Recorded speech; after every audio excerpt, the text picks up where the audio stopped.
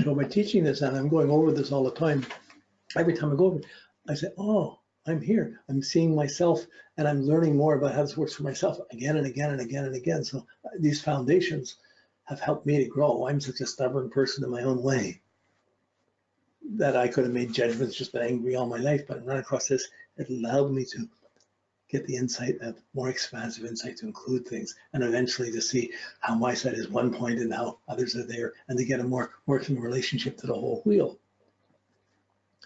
But starting from the IC, from our personal motivation, our night's sleep, we come out and we project intuitively out into the world. We start getting ourselves intuitively together. And there's two types of, there's the intuitive motivation. My intuition, whether it's worth doing it or not worth doing, I intuit that it's going to be terrible out there. Why bother? I don't want to go out. I don't want to do it. Or, wow, yeah, I can't wait to go. I can see I get it. Wait, that's your intuition going out. And that's how you feel. It's based on your personal integrity.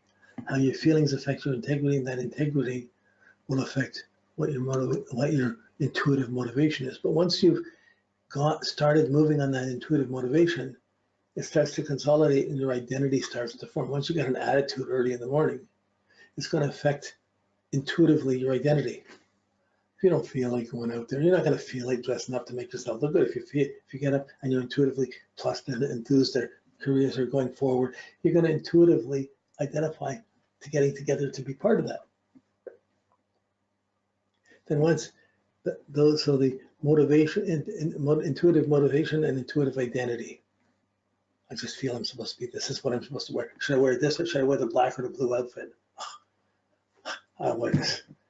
Half we think about it, but really it's an intuitive judgment of what we're going to put together to go face the crowds out there, or the others out there. And that builds up our identity. Then we start putting the identity out in the world, and we start thinking about my identity versus other identities and how we navigate through that to get something accomplished. And in this thinking file, there's the self-conscious thinking, 12th house into the 11th. Am I okay? Am I not okay? Do I have friends? Don't I have it? Do I have support? Don't I have support? It's self-conscious thinking of what am I going to add to this, or what am I not going to add to this? Is it positive or is it doubtful? When it gets past a certain point, when you have the friends and other situations come in, you start getting to motivational thinking. Well, at least I got to finish this for the day. I got to cut off friends. I got to do this. I got to at least get this done. I got to push this on.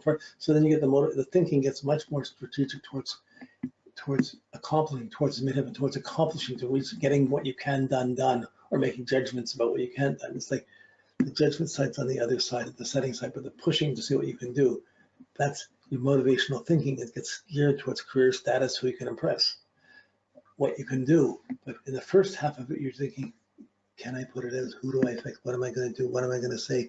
It's a little bit more reflective. So you see, this starts out the intuitive motivation coming out of your sleep, just getting up, trying to figure out what to wear, whatever. That's your intuitive motivation. It's the dark side, reflective. Then once you see what's around, what clothes available, whatever, you put yourself together as best you can, you get ready. That's the more projective side of intuitive identity. When you're just going out the door and you're thinking about your effect on other people, you have the reflective, the more reflective side of self-conscious thinking. But when it starts being around other people, you just have to keep up. So-and-so, did you call so-and-so? Did you do this? You got this done. So-and-so needs this, so-and-so needs that. You're into the motivational thinking, what you have to accomplish. And that's the more active side of the solid line is there. So in a way, through all of my teaching, this is how this came to me. I'm teaching the I Ching through the astrology. I learned the astrology through the I Ching. These two are the same language, but they're made to be two separate things. But really, there was divination through a coin to get an I Ching, and there's horary astrology. We ask a question through a chart to get an answer to the question. They really come out of the same source, but they were just used in a very perhaps superficial way or non-mystical way. And that's how it got passed on. But the roots to go deeper have always been here.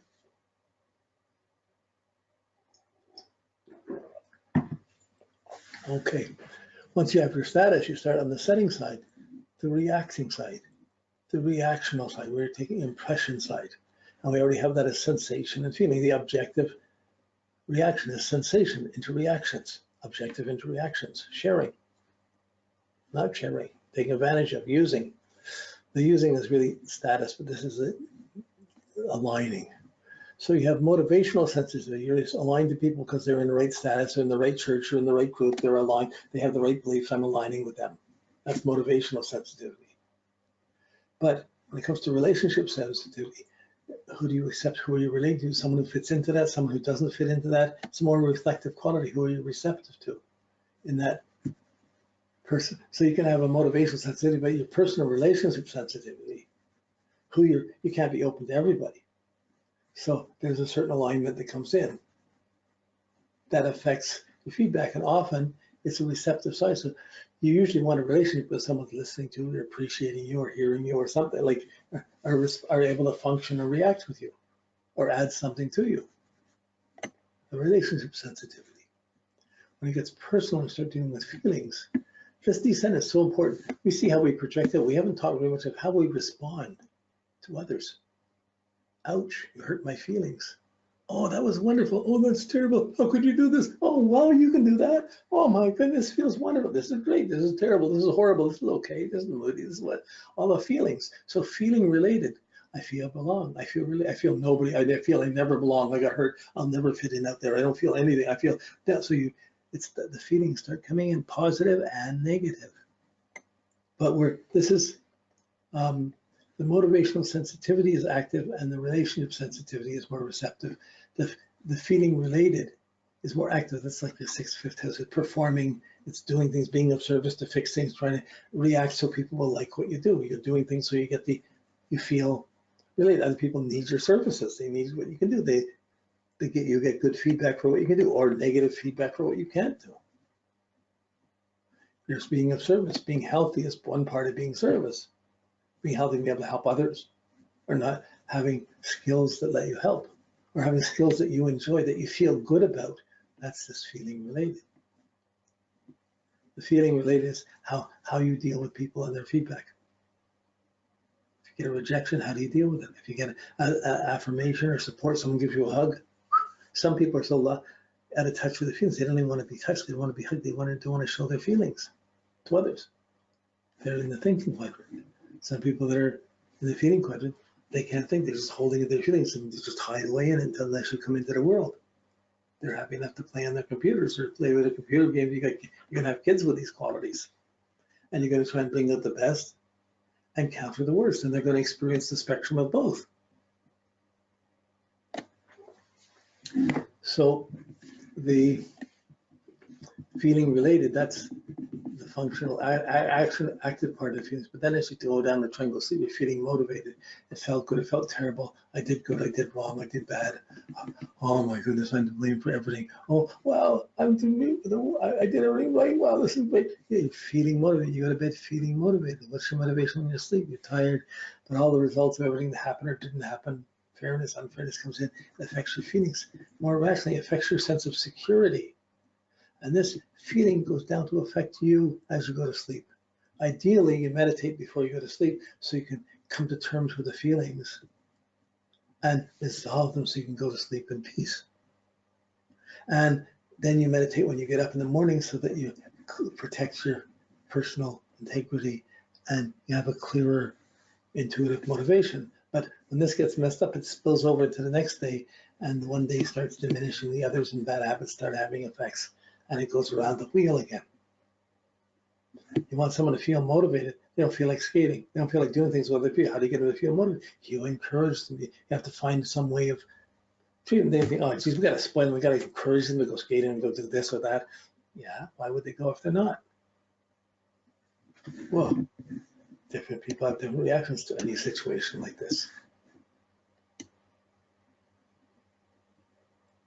Okay, so again, this is just the same drawing with the Zenith in heaven. You've got what did we just have? I'm sorry. Yeah, we had to say it's, what's the difference here? No difference. It's the same thing, just drawn a little bit better. Puts a circle around them. That's the light and the dark side on the graph. And we're going to go through the houses to this in a bit, but this is our basic foundation. We went over it in the first level. You're hearing it differently at this level. As we add these other levels in, the psychology, the spirituality, the in-depth, the balance of things become much more apparent. And after you've done the work on your chart, you're hearing these things in a whole other way that shakes up your understanding of the chart. That makes it, puts it, things in better, anything you were fixed on that got locked up and I'm judging this, suddenly gets put into perspective and you're seeing a more healing way of using it. Okay, again, so this is it, simply drawn with just the 8 phases. And as we've gone through the same, but each of these phases parallels one of the, in the I Ching, there's things called trigrams, 3 lines, and they represent 4 mother and father, 3 daughters, 3 sons. It's the nuclear family. They represent the 8 phases of the moon, or the 8 seasons instead of 4, or the 8 divisions of the day. So that's what we have here, and that's what each of these are. You can go into the I Ching and read up each of the meanings. The intuitive motivation, that's the light, the rising, but it's below the horizon dark, it's subjective, and it's reflected the dark side of that intuitive side. So here, this is the arousing shock and thunder. You're getting up, you're shocked by the world, you're having to get up and do things. Then you have lightning and flashes, intuitive flashes of where you're going. This is the clinging fire, the lightning in the I Ching. And it builds up to your identity. Thunderstorm, light, boom, here I am. Whatever image we put together at the kitchen table at the start or going out the door, whatever. Then we have joyous lake. We start feeling happy or not feeling happy. This is the lake. Then you have our Father and our Father out in heaven, that creative heaven, the lightest part of the day, motivational thinking. This is finally getting out and doing things. Then you have the beginning of sensitivity coming in. You have the gentle penetration, as this one is called, the power of gentleness, or response to people. Then you have the dangerous abyss, the abysmal water, the critical changes of relationships, the difficulty of criticism in relationships. Then you have the keeping still meditation in the feeling related, having skills, having things that you're consistent with and can maintain. And then you have the most receptive time in feeling motivated. So this is integrating the I Ching and astrology. We're going to do this much deeper later on. It's going somewhere where it's just tuning into another database of information that aligns to the same thing and talks about it. So even in the I Ching, it was passed on as a certain divination, and the knowledge of it being exactly and lucidly astrology was lost. So for me, this has been my big inspiration. Oh my goodness, look at this. Now 50 years goes by, it's still my big inspiration. Okay.